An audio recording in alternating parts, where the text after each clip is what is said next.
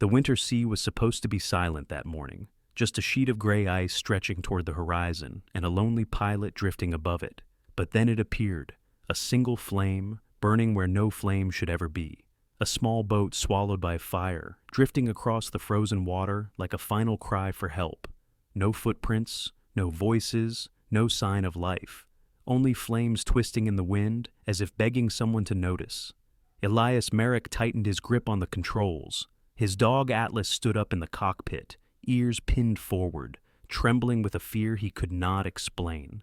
In that moment, the world felt wrong, too quiet, too still, too much like a secret waiting to be uncovered.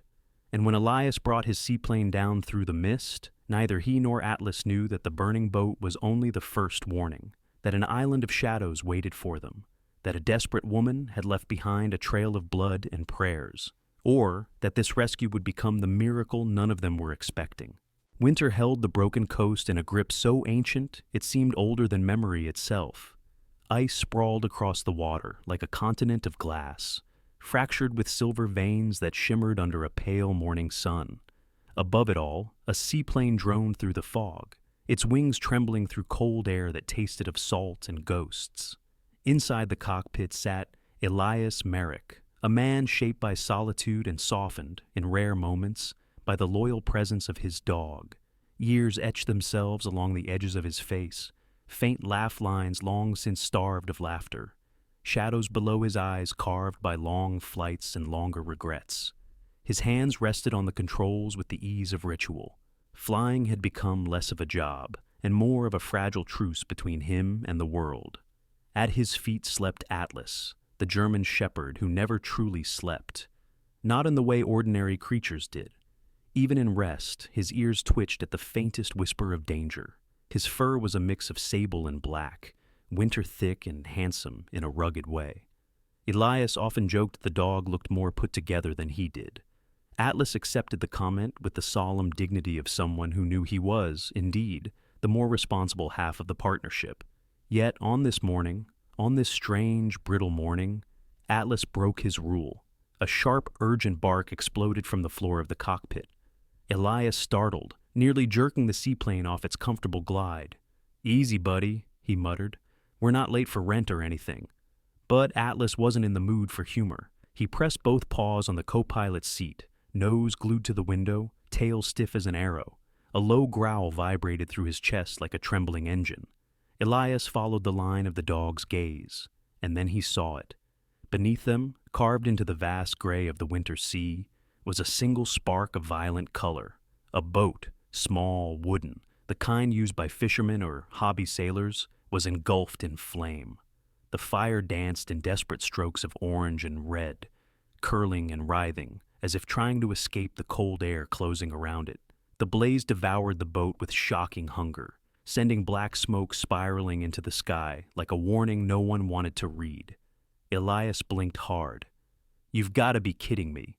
The boat drifted without purpose, a wounded creature bleeding sparks onto the frozen water. No figures ran across the deck. No shadows moved behind the flame. No flares, no signals, no desperate arms waving for rescue. Just a burning vessel, alone on an ocean that felt too quiet. Atlas whined, pawing at the window. "I see it," Elias murmured, voice tightening. "I see it." For a moment, a fleeting ghost-like moment, Elias felt the world fall away. The roaring flame blurred, dissolving into another memory. A desert sun, smoke rising from a broken truck, voices shouting behind him. His breath caught, and a tremor slipped down his spine like a forgotten fear waking up. But then, Atlas nudged his arm with a warm, insistent pressure, a reminder, a grounding. "You're here. You're not back there." Elias exhaled slowly. "All right," he said. "Let's take a look." He turned the plane in a careful arc, aiming toward a narrow inlet carved between two ice-backed cliffs. The float skimmed across the water with a hiss of frozen spray. As he taxied toward a patch of open sea, the burning boat crackled in the distance, its reflection flickering across the water like a dying star. Atlas paced in the cabin, nails clicking with agitation. Elias guided the plane close enough to feel the heat brush against the windshield like a hand seeking help. "No one on deck," he said aloud. "No one trying to put the fire out." The boat groaned as a wooden beam collapsed inward, sending a fountain of sparks into the frigid air. "The hell happened to you?" There was only one small harbor nearby, a crescent-shaped bay on an island that rarely saw visitors. It was the only place anyone from that burning boat could have reached in time. Atlas growled, the sound low and troubled. Elias's instincts agreed. He lifted the throttle and began steering toward the island. The inlet led to a narrow cove, surrounded by cliffs that looked sculpted by storms rather than time. The landscape was harsh, but breathtaking, the kind of quiet beauty only loneliness could create. Elias eased the plane against a patch of frozen sand, cut the engine, and let the sudden silence settle over them. Atlas leapt out first, landing on the snow with the intensity of a soldier on a battlefield. His breath puffed in little clouds as he scanned the tree line, ears twitching toward sounds Elias couldn't hear. Elias followed, boots crunching on frost-bitten ground. The smell of smoke clung to the air, drifting from the boat, now reduced to a mangled skeleton of glowing embers far behind them. "No tracks," Elias said. "Not yet, anyway." Atlas wasn't listening. He moved in quick strides toward the path leading into the woods, as if pulled by an invisible thread. "Slow down," Elias called. "I'm not 20 anymore." Atlas paused only long enough to shoot a glance over his shoulder, one that clearly communicated. "Try to keep up." "Bossy animal," Elias muttered affectionately and trudged after him. The forest swallowed them within minutes. Tall spruces stood like silent witnesses, their branches heavy with snow that sagged like tired shoulders. Ice cracked underfoot, echoing through the quiet in small thunderclaps. And then Atlas stopped. He stood rigid, tail stiff, ears high, a warning posture. "What is it?" Elias whispered. Then he saw it. A drag mark, wide, messy, and tinted with something dark, cut through the snow in uneven lines, heading deeper into the woods. The fresh layer of frost had begun to thin it, but the trail was undeniable. Something, or someone, had moved through this, place in fear and haste. "Blood," Elias said quietly. "Someone's hurt." Atlas smelled the air, gave a short, sharp bark, and continued following the trail without hesitation. Elias swallowed a rush of unease. The burning boat. No people aboard. Tracks leading inland, blood in the snow. Someone had survived, but someone else wasn't far behind. He adjusted his coat, steadied his nerves, and followed Atlas deeper into the island's winter heart. Whatever awaited them beyond the tree line, Elias felt the story beginning to shift, like a page turning in a book he hadn't realized he was still writing. And above them, the last ember from the burning boat drifted into the sky, carried away by a cold, indifferent wind. The forest on the nameless island felt older than winter itself.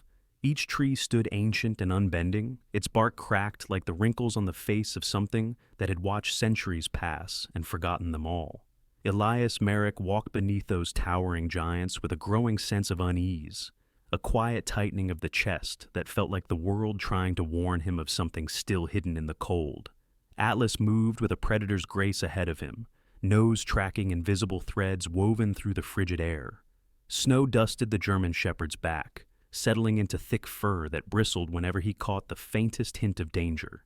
His breaths came sharp and alert, pluming smoke-like clouds that curled into the winter hush. "Slow down, partner," Elias whispered. "Some of us only have 2 legs." Atlas flicked an ear, acknowledging the comment with mild amusement, but he did not stop. Not completely. The trail was too fresh, too compelling. Whoever had left that streak of blood through the snow had done so recently, likely minutes before Elias and Atlas arrived on the island. As they moved deeper into the woods, the air grew colder. The light dimmed beneath dense canopies, turning the world around them to shades of iron gray and frostbitten white. Another gust of wind rustled the branches overhead, shedding a fine shower of ice crystals that shimmered like broken stars. And then the path opened. Before them lay a clearing carved by human hands, small, ragged, and unsettlingly quiet. A makeshift campsite sprawled across the snow, though sprawled was too gentle a word. Ripped apart was closer to the truth. Elias paused at the edge of the clearing. "What happened here?" Atlas answered with a low growl. A torn tent lay collapsed on its side, its canvas shredded as though something with claws or a very sharp blade had cut through it in a rage. Pots and bowls had been flung across the clearing, half buried in drifts of snow. A metal cup lay crushed near the fire pit, its sides dented inward as if stepped on by someone running in panic. The fire pit itself was cold, choked with ash dusted by fresh flakes. Wind had carved patterns across its dead embers, erasing the warmth that might once have lived there. But the worst part, the part Elias felt in the marrow of his bones, was the blood. It stained the snow in long, uneven streaks. Some lines were thick and dark, others thinner, smudged by dragging movements. They all led in the same direction, toward the dense edge of the forest, where the trail tightened into a single trembling path. Elias crouched and touched the frozen red. "Not old," he murmured. "No more than a few hours." Atlas padded beside him, nose hovering over the stains. He let out a soft whine, fear or empathy or both. But then the dog froze. His ears snapped backward, his tail stiffened. His entire posture shifted into a low, coiled readiness, as if the shadows on the edge of the clearing had whispered something only he could hear. Elias rose. "What is it, boy?" Atlas stared into the trees. Something was there, watching, listening, or remembering. Elias reached for the flashlight clipped to his vest and turned it on. The beam sliced through the shadows, landing on a shape half buried in snow. A knife, not just any knife, one with a blackened handle and a blade still smeared with dried blood. Someone had tried to hide it beneath a rush of fallen leaves and frost, but poorly, as if they were forced to do it quickly, as if something, or someone, hadn't given them time. Elias picked it up carefully, holding the cold steel in gloved hands. The blade was bent at the base, as though it had struck bone. "This wasn't self-defense," he whispered. "This was chaos." Atlas backed up a step, fur lifting along his spine. He circled twice, nose working furiously, then barked, sharp and urgent. Elias's pulse kicked. "You smell something?" Atlas moved toward the tent, pushing his head inside the shredded opening. Elias crouched and lifted the flap. Inside was a world of half-lived terror, a sleeping bag slashed open, stuffing scattered like snow. Boot prints dug deep into the canvas floor. A backpack ripped open and emptied. Clothes were strewn everywhere, many torn or stained. A metal thermos lay cracked against the tent pole, but the single most chilling sight lay just beside it. A notebook, small, leather-bound. The initials GH etched on the corner in faded ink. Atlas pawed at it gently. "Grace Holloway," Elias whispered, recognizing the name from the half-burned photograph he had seen drifting from the wrecked boat during landing. He opened the journal. The first few pages were mundane, notes about waves, wind directions, and an upcoming ferry they had planned to reach the mainland. But as he flipped further, the handwriting grew shaky. Words trembled on the page. Sentences broke into frantic fragments. "The waves flipped the boat. Micah is hurt but conscious. We drifted all night. Landfall at dawn. They're watching us. 3 men. They want our bag. Micah keeps telling me to run if anything happens. They burned the boat. They're coming back." And the final page, smudged and warped by either melted snow or tears. "I can hear them dragging Micah away. I can't breathe. Please, God, please let someone find us before they do." Elias closed the notebook with a breath that felt like it froze before it left his lungs. "Grace, what did you walk into?" Atlas gave a low rumble and pressed his head against Elias's arm. A subtle gesture, a reminder he wasn't alone in the dark. "Thanks, buddy." He slipped the journal into his pack and stood. The clearing suddenly felt wrong, too quiet, too still. The cold no longer carried only winter. It carried a presence, a memory of violence that clung to the snow, like a stain. "Let's not stay here," Elias murmured. "If they're still on this island—" He didn't finish the sentence. Atlas didn't need him to. The dog moved toward the blood trail, leading deeper into the woods, pausing only to make sure Elias followed. His posture screamed urgency, but something made Elias stop. A single footprint, sharp, deep, recent, was stamped near the fire pit, larger than Grace's or Micah's would be. The tread belonged to a tactical boot, and the angle of the imprint showed something else. The person had been running, not fleeing, chasing. Elias felt the hairs on the back of his neck rise. Someone had come to this clearing after Grace fled. Perhaps moments later. Someone with a weapon. Someone who wanted something badly enough to burn a boat and tear apart a campsite. And that someone might still be close. He grabbed his flashlight and followed Atlas into the trees. The trail of blood grew darker as they progressed, threading between fallen logs and ice-slick boulders. The forest grew denser, swallowing them in cold silence. At times, Elias swore he heard footsteps that weren't theirs, echoes slipping through branches like ghosts. A crow cawed overhead, harsh and metallic. Atlas stiffened, eyes tracking something above the canopy, but nothing moved except the shifting shadows. Minutes stretched, the wind moaned like a distant warning. Then the trees thinned, and the world opened into a narrow ravine, its walls steep, its floor blanketed in untouched snow, except for a series of drag marks leading toward a cluster of rocks at the far end. Atlas growled and lowered himself into a ready stance. Elias's heartbeat hammered. Someone was here, or had been, and the truth waiting for them beyond those rocks would not be gentle. But he followed the dog forward anyway, because someone needed help, because someone had left a trail of blood in the snow, because Elias Merrick had already seen enough burning boats, broken camps, and desperate words scribbled in the margins of a dying journal to know that this island held more darkness than winter alone could explain. And because Atlas, silent, loyal, fierce, was ready to face it, whatever waited in the shadows would be met by both of them, together.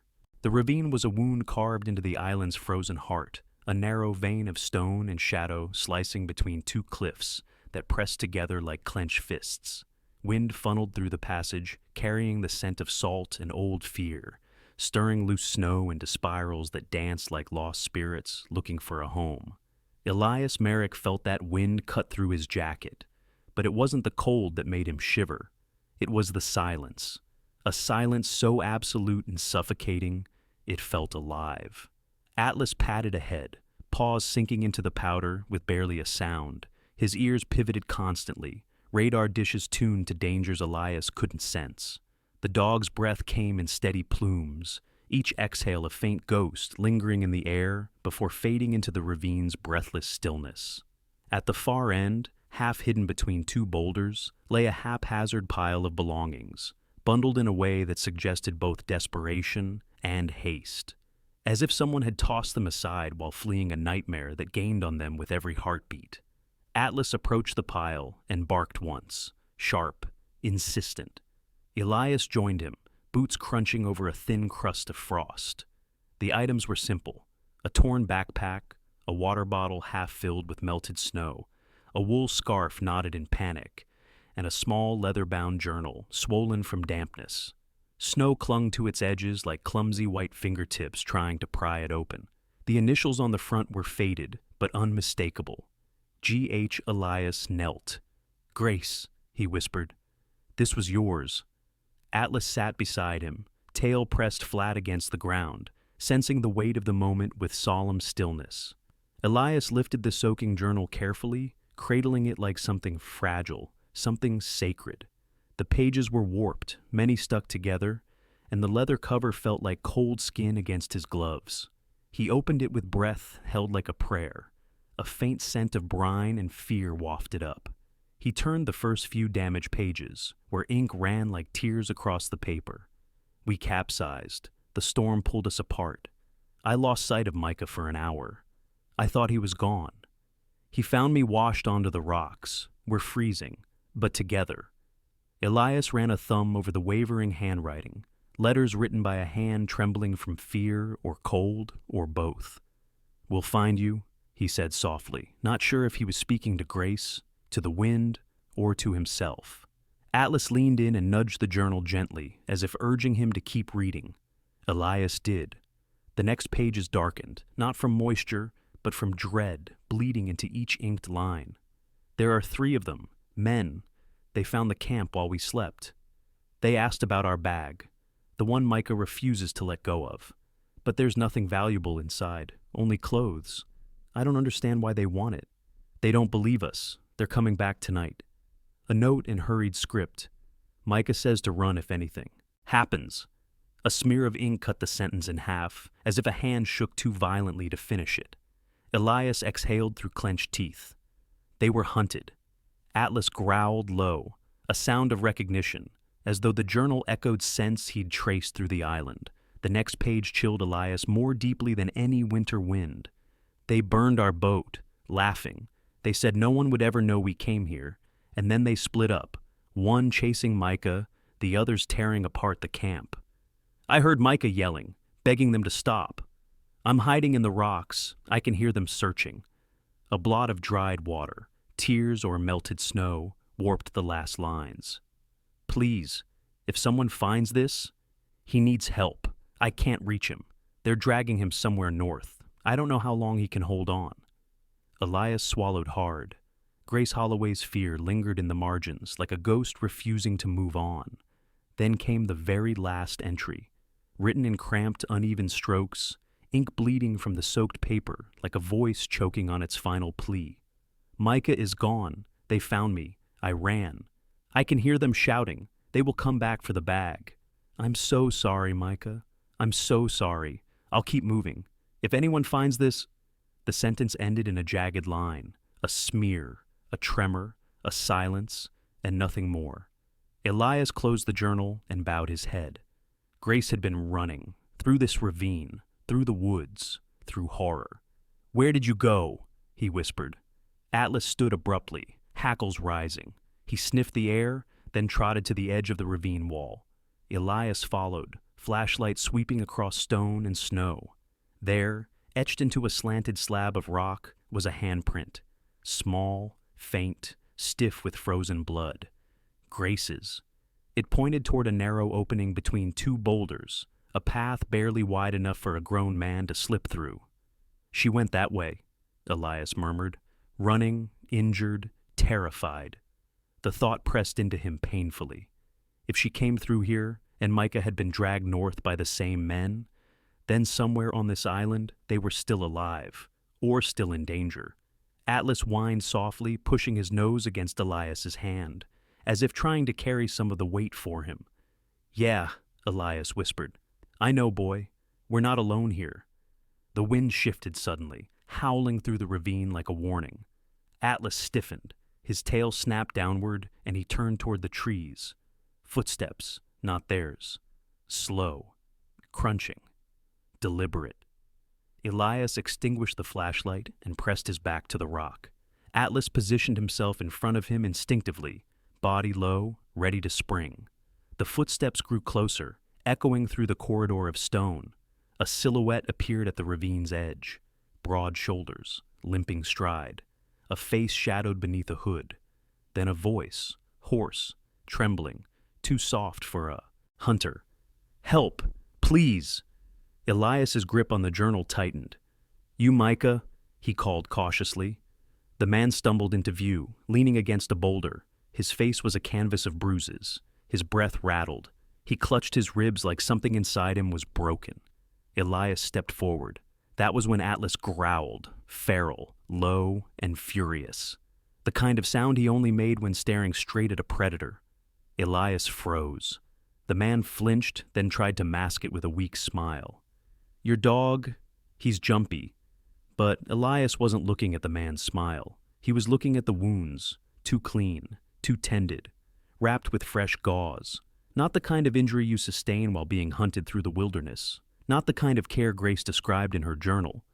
Elias set his jaw. His heartbeat cooled into something sharp and calculating. You're not Micah, he said quietly. The man blinked once, slowly, before his expression shifted. The fear melted. The tremble eased. The weakness faded like water drying under sunlight. Then he smiled, a smile too calm, too confident. Smart man. Atlas bared his teeth. Elias kept his tone steady. Where is she? The man shrugged. Grace, running, hiding, begging the trees to save her. We'll find her soon enough. He tilted his head. But first, you and your mutt. Elias's mind raced. He needed to get away from this ravine, this trap disguised as mercy. He forced a casual breath. We're just here to help. If you need medical attention, we can... The man stepped closer. Atlas lunged, teeth snapping inches from the stranger's thigh. The man jerked back with a curse. That was the moment Elias needed. He turned, grabbed Atlas's collar, and retreated toward the gap Grace had used to escape. The man shouted, slipping on ice as he reached for a weapon hidden beneath his coat. Elias didn't wait to see what it was. Go! He hissed. Atlas surged ahead, leading the way through the narrow passage. Elias followed, heart hammering, the journal thumping against his chest like a second heartbeat.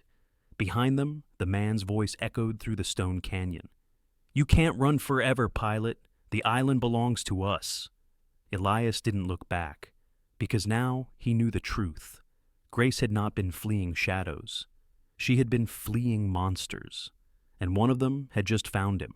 Night seeped into the island long before the sun disappeared, an early creeping dusk that settled into the treetops and slithered through the underbrush like a cold omen. Elias Merrick ran through that half-light with Atlas at his side, the dog's paws slicing through the snow in urgent rhythm. The ravine fell away behind them, swallowed by darkness and the echo of the imposter's final warning. You can't run forever, pilot. The island belongs to us. Elias didn't waste a second looking back. There was no safety in the path they came from, only a shadow with sharp teeth and sharper intentions.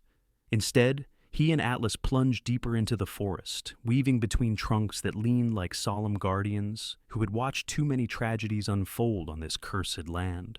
Branches snapped overhead as wind whipped through the canopy. Snowflakes spiraled in frantic bursts, little ghosts shaken loose by the island's breath. The world around them dimmed, but Atlas's senses never faltered. He led the way with uncanny precision, stopping only when he needed to check the air, analyze a sound, or ensure Elias was still beside him. After what felt like an eternity of running, they reached higher ground, a small ridge overlooking the ravine they'd escaped. Elias collapsed against a fallen tree, chest heaving, frost steaming from his breath. Atlas stood guard, body taut, gaze fixed in the direction of pursuit. Elias wiped sweat and melted snow from his brow. All right, let me think. But thinking felt like trying to catch smoke with bare hands. The encounter replayed in fragments across his mind. The man's too calm smile, the perfect bandages, the mockery of weakness he wore like a mask, and worst of all, his voice when he said Grace's name. There had been no recognition, no helplessness, no fear. Just a predator savoring the memory of a chase. Elias's stomach tightened. Micah and Grace were still out there, somewhere on this island, perhaps injured, starving, terrified. And if the imposter, Vincent, led the group that burned the boat and tore apart the campsite, then time was the one thing Elias didn't have. He forced air into his lungs and rose. We need to figure out what he wanted. Why pretend to be Micah? Why approach us instead of killing us from a distance? Atlas lifted his head, ears tilting slightly, an unspoken answer. Because Elias had something Vincent wanted, and he figured out what it was at the same moment Atlas did. The bag. Grace mentioned it in the journal. The group kept demanding it, despite Grace writing that nothing valuable was inside. But criminals, especially the desperate kind, never burned boats and tore apart camps for a pair of spare socks. No, Vincent believed something important was hidden in it, and Elias suspected the imposter approached him because he hoped Elias had found that something in the ruins. Elias checked his pack instinctively. Grace's journal was inside, and Vincent didn't want a survivor's diary. He wanted something else. But what? Atlas barked once, a short, urgent command. Elias looked up. Through the dark, a shape moved between the trees at the lower ridge. Elias dropped low. Atlas growled deeply, but Elias placed a steadying hand on the dog's neck. A man limped through the forest, the same limp Vincent had faked earlier, but now real, or at least convincing enough to fool untrained eyes. He scanned the trees with calculating precision, not the frantic searching of a wounded victim, but the disciplined sweep of a hunter. Elias cursed silently. Vincent was tracking them, and he was close. The imposter paused near a boulder and knelt. His fingers brushed the snow where Elias and Atlas had fled moments before. He examined the imprint, smiled, a cold, calm smile. Then he stood and followed their trail with the patience of someone who enjoyed the process as much as the outcome. Elias's breath frosted the air. "He's not giving up." Atlas pressed his side into Elias's leg, steadying him. The dog's presence radiated courage, not loud, not dramatic, but steady as a beating heart.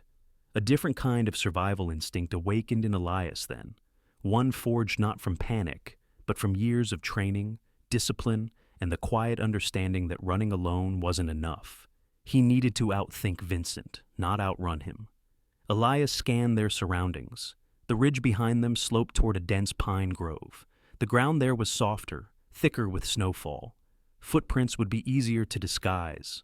"All right," Elias whispered. "We set a false trail." Atlas's ears twitched in approval. Elias and Atlas moved along the ridge for several hundred feet, then turned sharply downhill, cutting across rocky outcroppings to break their tracks. At a fallen cedar, Elias brushed snow over their footprints, sweeping them away with branches until the forest floor looked untouched. Atlas mirrored his movements with surprising intelligence, wiping snow with his paws to flatten raised areas. "Good boy," Elias whispered. Only when the false path looked perfect did they retreat up a different slope, heading toward the coastline. They moved slower now, careful, silent. The forest thickened again, branches knitting together overhead, shutting out the rising moon like curtains drawn on a haunted stage. Elias felt every sound magnified, every crunch, every gust, every heartbeat. Atlas suddenly froze. Elias tensed. "What is it?" The dog didn't move, didn't blink. A voice drifted through the trees, soft, distant, eerie. "Pilot!" Elias's blood chilled. "You're wasting time." The voice moved like smoke, never from the same direction twice.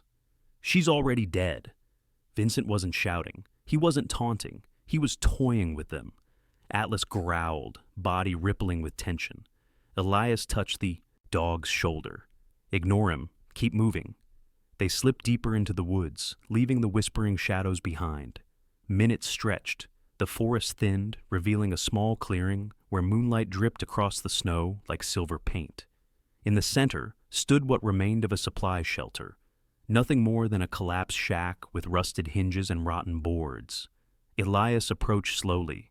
Atlas circled the structure, nose working diligently. Elias pulled aside a broken slab of wood and scanned the interior. Dust, rags, broken tools, and something else. A scrap of fabric, blue wool, caught on a rotten nail. Elias recognized it immediately. Grace's scarf. His heart clenched. "She came through here," he breathed. Atlas barked softly, confirming the scent. But the relief lasted only seconds.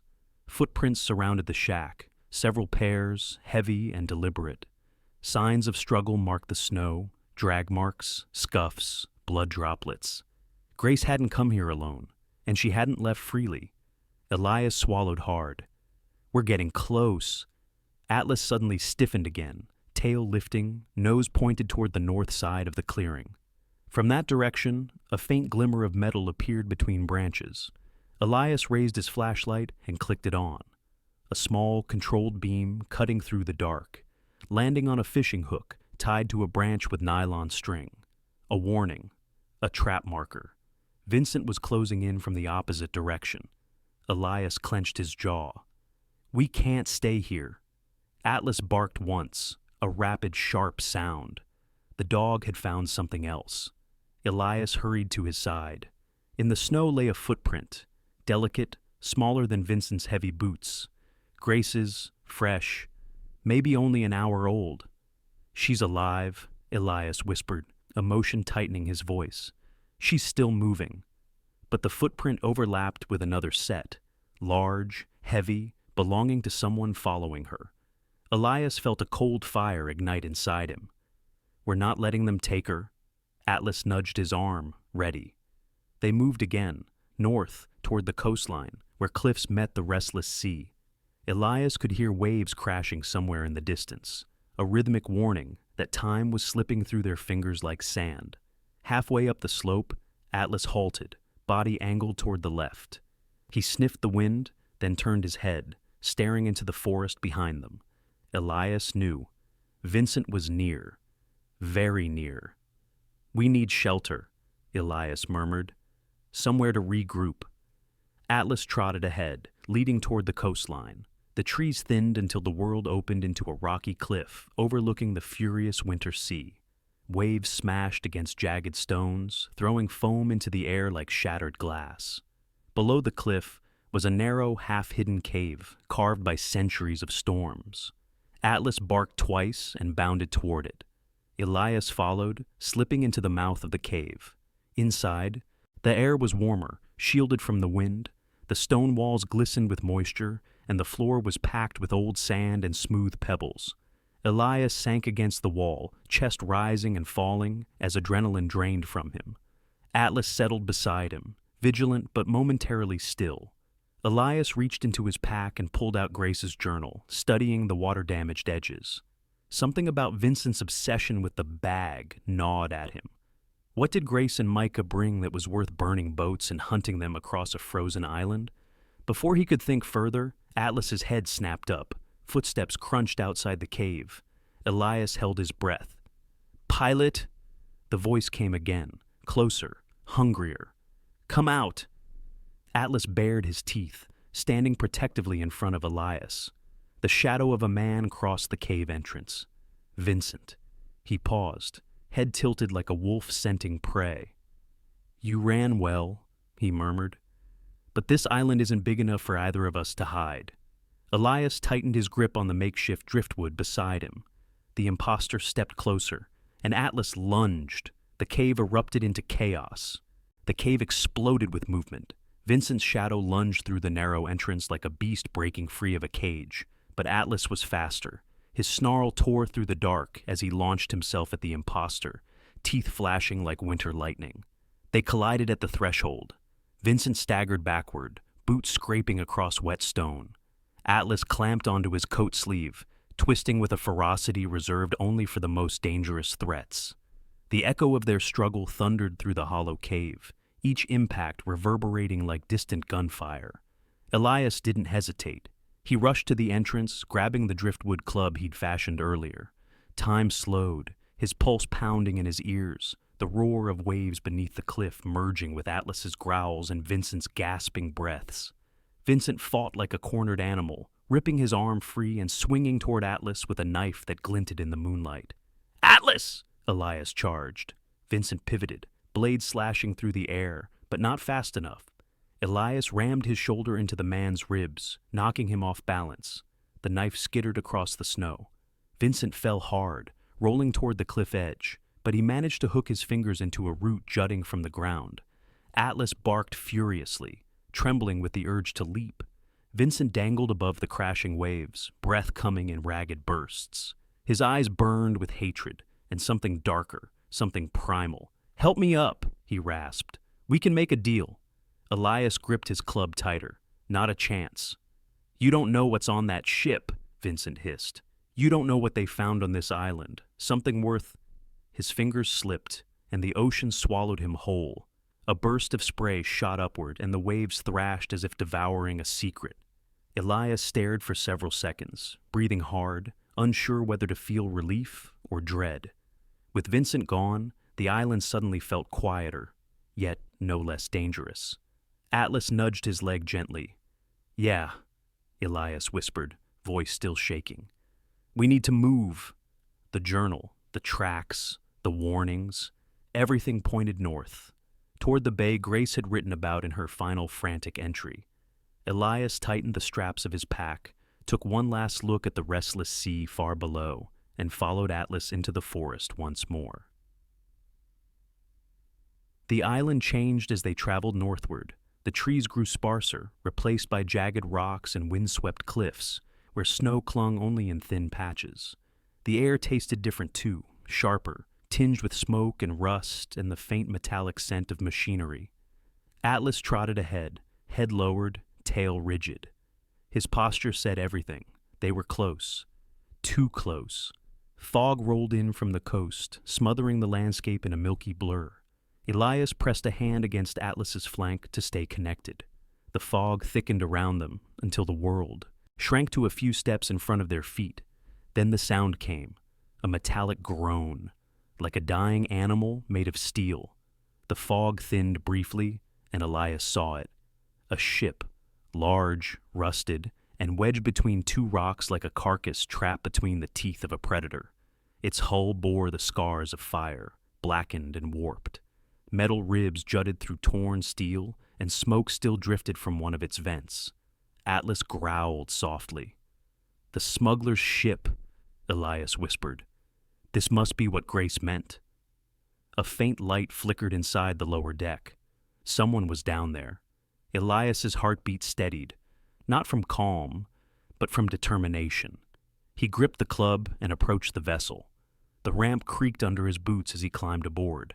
The ship's interior felt like stepping into a corpse, dark, cold, and full of secrets that refused to die. The air carried the rank smell of diesel, smoke, and something far worse. A muffled cough came from the engine room. Elias slipped along the metal wall, signaling Atlas silently. Atlas lowered himself into a stalking crawl, muscles coiled like springs. They peered into the engine room. A sailor knelt in front of a panel of wires, muttering curses under his breath. He wore a dirty jacket with the logo of a shipping company hastily scratched off. His hands shook as he tightened a bolt. He had no idea Elias was behind him. Elias stepped forward. The man turned. Too late. Atlas lunged, teeth clamping around the man's sleeve, pinning him to the wall. The sailor shrieked, dropping his wrench. "Don't kill me!" he cried. Please, don't let the dog..."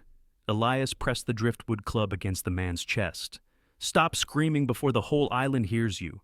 I'm not armed," the sailor whimpered. "I didn't want any of this, I swear." "Name," Elias snapped. "Sawyer! Sawyer Kent!" Atlas growled low, and the man froze, trembling so violently his boots rattled against the floor. Elias tightened his grip. "Where are the hostages?" Sawyer's eyes widened. "Shh! Hostages? Grace Holloway and her husband. Where are they?" Sawyer swallowed hard. Sweat pooled at his brow. "They're in the lower hold, tied up," he whispered. "Vincent told me to keep the engines running, but everything broke when we hit the rocks. Please, I didn't touch them. I swear on my life." Elias motioned silently. Atlas released Sawyer, but stayed close enough that the man didn't dare move. "Show me," Elias demanded. Sawyer scrambled to his feet and led them through a narrow corridor toward the bow of the ship. Every few steps he glanced nervously at Atlas's bared teeth. The air grew colder as they descended a set of metal stairs. A faint, rhythmic sound echoed through the lower deck. Breathing, ragged and weak. Sawyer stopped at a small door secured with rope. "They're in there." Elias shoved him aside and cut through the ropes with Vincent's fallen knife, which he had taken earlier. The door swung open. Elias's breath caught. Grace lay on the floor, wrists bound behind her, hair tangled and face pale.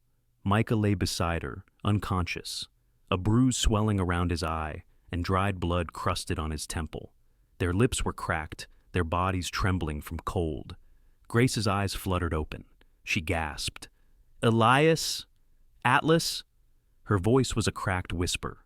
Elias knelt beside her, gently freeing her wrists. "You're safe now. We've got you." Atlas pressed his head against her shoulder, whining softly. Grace broke into tears. Micah stirred. His eyes cracked open, glazed with exhaustion. "Who?" he rasped. Elias steadied him. "I'm here to get you both out." Sawyer hovered in the doorway. "I told you, I didn't hurt them. Vincent made all the decisions. He's dead," Elias said quietly. Sawyer blinked. Then, Then I want no part of this anymore. Please, take me with you. I'll testify. Anything you want. Elias hesitated. Atlas growled noncommittally. Sawyer raised both hands. I'll go quietly.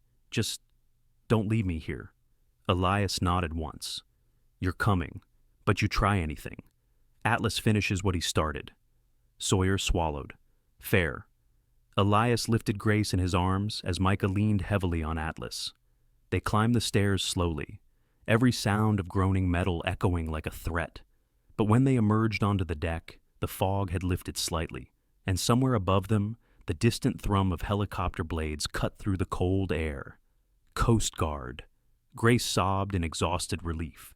Sawyer sank to his knees. Elias let out a long breath. We made it, he whispered. Atlas pressed against his side, warm and steady. For the first time since arriving on the island, Elias felt hope stir, not timid or fleeting, but strong, the kind that lights a path through the frozen dark. The sea was roaring again, not the slow, rhythmic pulse of tides Elias Merrick was used to, but a furious, rising growl, as if the ocean itself sensed the violence still coiled on the island. Clouds, black, bruised, and swollen, loomed overhead like the bellies of war beasts. The wind slashed across the dead bay, bending the trees sideways, scattering snow in spirals that looked like torn spirits fleeing the earth.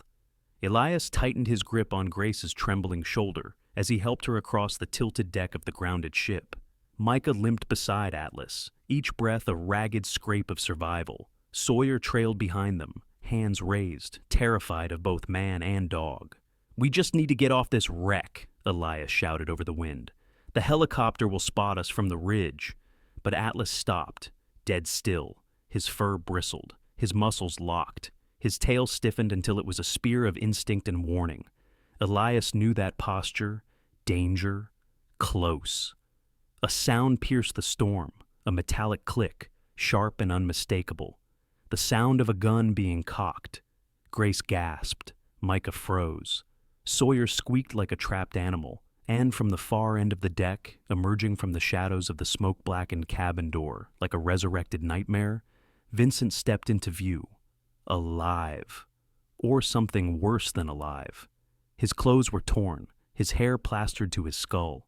Salt water dripped from his beard, and blood streaked down his temple. The ocean had spat him back out like something too poisonous to keep. But his eyes were burning with a new kind of madness. Icy, sharp, unhinged. You didn't think it'd be that easy, did you? Vincent snarled, raising the pistol. Grace screamed. Micah shielded her weakly. Sawyer fell to his knees. Elias stepped in front of them all. Drop it, Vincent, Elias barked. It's over. The Coast Guard is on the way. Vincent laughed, a harsh, broken laugh shattering in the wind. Over? No. It's just starting. That bag. What they brought here. Where is it? There is no bag, Elias said. Just leave them alone. Vincent's smile curdled. Liar. He took a step forward, slipping slightly on the wet deck. Atlas growled, a low thunder promising violence. Easy, boy, Elias whispered. But Atlas was no longer paying attention. His body had become the coiled heartbeat of vengeance itself. Vincent raised the gun again. I'll shoot the girl first, he hissed. She's the one who ran. The wind howled, pushing waves high enough to spray the deck. Atlas moved, not like a dog, like a bolt of judgment hurled from the gods. He launched himself at Vincent, teeth flashing like winter lightning. Vincent fired, once, twice, bullets shrieking into the storm. One ricocheted off the metal hull. The other tore splinters from a wooden beam inches from Grace's head. Then Atlas collided with Vincent's injured leg. A scream tore through the storm. Vincent collapsed, the gun flying from his hand and skittering across the deck. Atlas, back! Elias commanded. But the dog didn't relent until Vincent's fingers clawed desperately at the railing, struggling to stand. Elias rushed forward, kicking the gun away, sending it clattering into the sea. Vincent spat blood, eyes burning. You think this ends with you? With me? You've no idea what's coming to this island. A wave crashed against the hull, shaking the entire ship. Elias grabbed the railing to stay upright. Enough, he shouted. You're done. Vincent lunged. He didn't go for Elias. He went for Grace. Elias reacted on instinct, swinging his shoulder forward, ramming Vincent back. The two men slammed into the deck, struggling for control. Vincent clawed at Elias's throat, snarling like a feral thing. Elias shoved him off, but Vincent's desperation was a living force. He scrambled to his feet and limped toward the side ladder leading down to the half-frozen shore. "Atlas! Stop him!" Elias yelled. Atlas bolted after the man, paws pounding the deck. Vincent stumbled down the ladder, boots slipping on icy rungs, nearly falling twice. Atlas leapt down after him, barking, snapping, driving him toward the woods. "Stay here," Elias told Grace and Micah. "Sawyer, don't move." Sawyer nodded frantically, trembling. Elias chased after Atlas, boots sliding across rocks as the wind roared harder, whipping his coat open like a torn sail. Trees bent sideways under the gale. Snow slashed the air in jagged sheets. Ahead, Atlas's silhouette darted between trunks, relentless, precise. Vincent fled deeper into the forest, gasping, limping, collapsing, and rising again through willpower soaked in malice. "You can't hide forever," he bellowed, though his voice cracked under the force of the storm. Elias ignored the taunt, ducking beneath low branches as Atlas cornered Vincent against the jagged boulder wall bordering the bay. Vincent drew a second weapon, a rusted flare gun. He aimed it at Atlas. "No!" Elias shouted. Vincent fired. The flare burst into the snow near Atlas's feet, erupting into a blinding spray of fire and sparks. Atlas recoiled, yelping in shock. Vincent didn't aim to kill. He aimed to escape. He sprinted toward a fallen log bridging a ravine. He slipped once, twice, but he made it across. Atlas recovered and charged. Elias followed, leaping over the flare's dying embers. "Atlas, wait!" But the dog was too loyal to wait, too brave to hesitate. He crossed the log like wind incarnate. Vincent turned and swung a broken branch. It cracked across Atlas's shoulder. Atlas stumbled, but rage fueled his strength, and he clamped down on Vincent's coat, dragging him to the snow. They struggled, man and beast rolling dangerously close to the ravine edge. Elias jumped across the log and hurled himself into the fray, grabbing Vincent's arm. "Let him go!" Vincent screamed and shoved Elias backward. Elias tripped on a rock. The world tilted. The ravine yawned beneath him like a hungry mouth. Atlas grabbed his jacket just as Elias slipped. For a moment, the three were a single, tangled knot of survival and fury at the precipice of death. Then the coast echoed with a voice amplified by a bullhorn. "United States! Coast Guard! Drop your weapon!" Flashlights cut through the trees from the ridge above. Boots thundered. Uniformed officers poured into the clearing. Vincent froze, breath hitching, eyes wild. He tried to run. Atlas slammed him to the ground once more. Coast Guard officers swarmed, shouting commands. Vincent flailed but was pinned, cuffed, dragged to his feet as he screamed obscenities at the storm, at Elias, at the gods of the island, at fate itself. Atlas stepped back, chest heaving. Elias knelt beside the dog, pulling him close. "Good boy," he whispered, voice trembling with gratitude. "You saved all of us." A young officer approached. "Sir, are you hurt?" Elias shook his head. "Not anymore." Thunder groaned above them, a long, exhausted sigh. The island, at last, seemed ready to release the breath it had held through all the darkness. Together, Elias and Atlas walked back toward the shore, where Grace and Micah waited in the snow, with tears of relief and disbelief. Behind them, Vincent's screams faded into the wind as he was dragged toward the rescue boats. The storm raged on, but inside Elias, inside everyone saved that night, something calmer was rising. Something like peace. Something like dawn.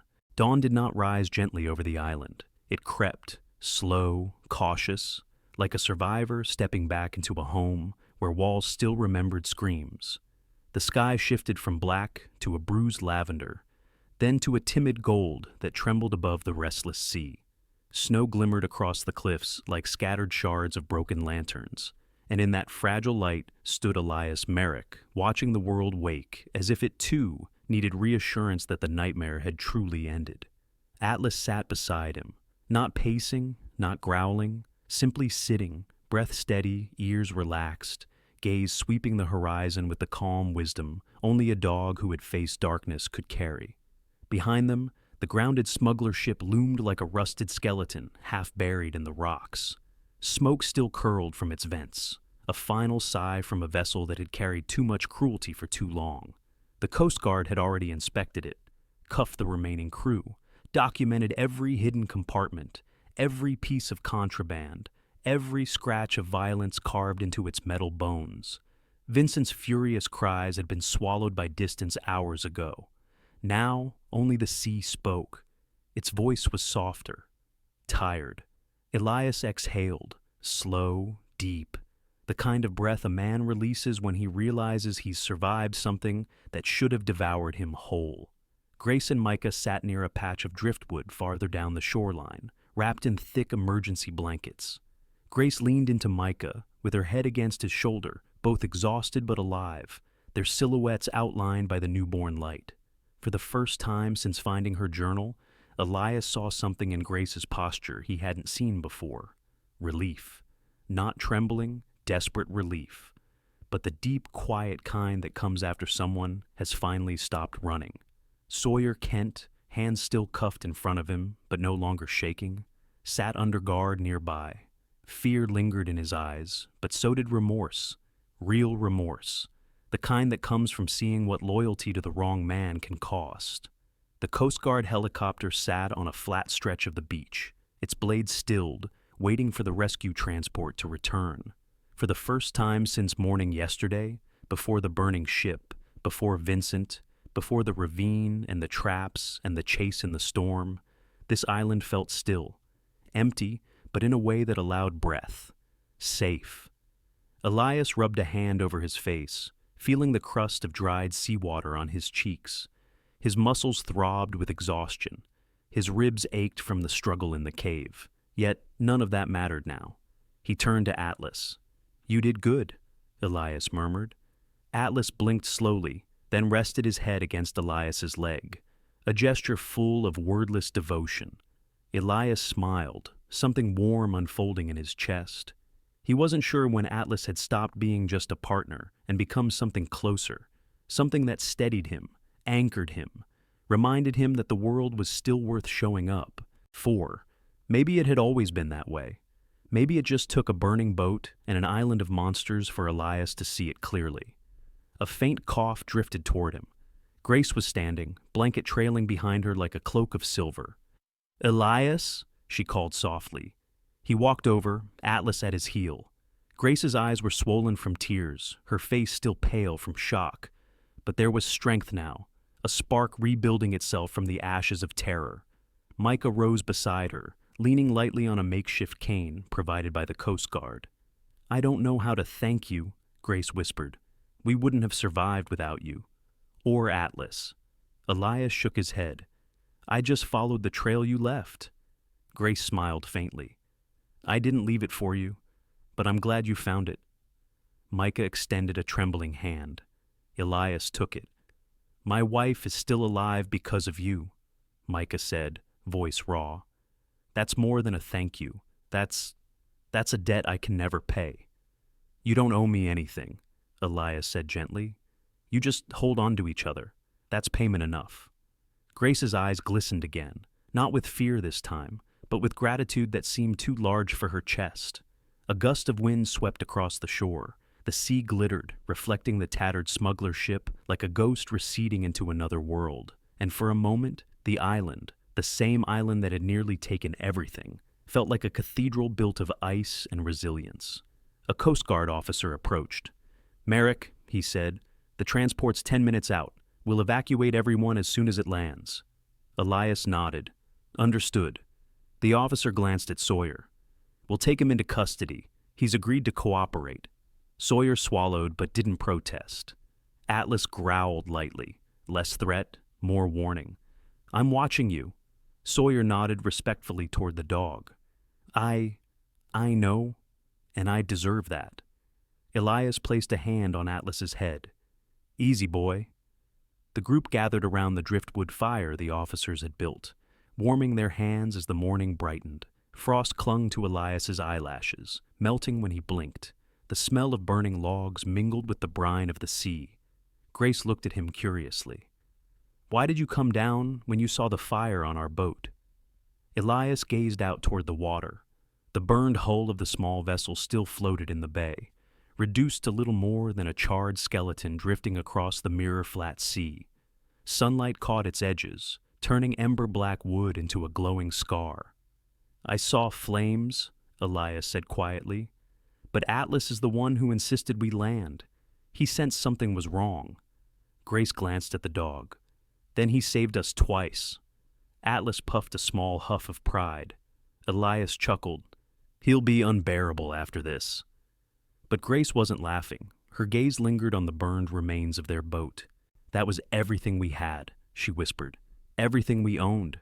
Micah slipped an arm around her shoulders. "We have each other. That's enough." Grace nodded, but her eyes were distant, as though watching memories rise from the wreckage like smoke. Elias followed her gaze. The boat drifted slowly, its last embers cooling. It reminded him of something he'd buried long ago. Memories of another fire, another crash, another moment where he believed the world was ending. For years he had carried the weight of that memory like a stone. But now, watching Grace and Micah, watching Atlas breathe steadily beside him, he felt the stone loosen. Maybe he didn't need to carry it anymore. The roar of helicopter blades stirred the air. The rescue transport crested above the cliffs, descending toward the beach with a flurry of snow and wind. Officers guided Grace and Micah first, then Sawyer. Elias hung back until everyone else had boarded. He looked at the island one last time.